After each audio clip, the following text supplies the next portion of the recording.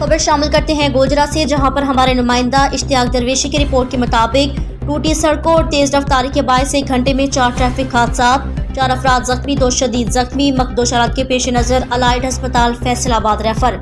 तफसीलात के मुताबिक गोजरा सारे शहर और गिरदोनवा में टूटी सड़कों का जाल बिछा हुआ है, जो आए रोज हादसा का सबब बनता है।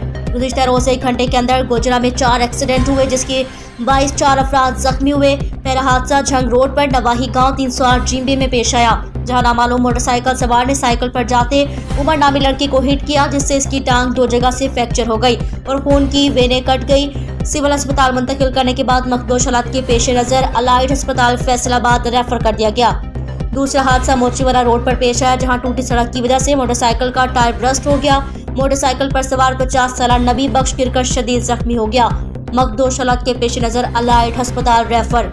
तीसरा हादसा बाईपास के करीब पेश आया, जहां टूटी सड़क पर अचानक ब्रेक लगाने के बाद शफीक नामी बंदा गिरकर शदीद जख्मी हो गया, जिसको सिविल अस्पताल मुंतकिल किया।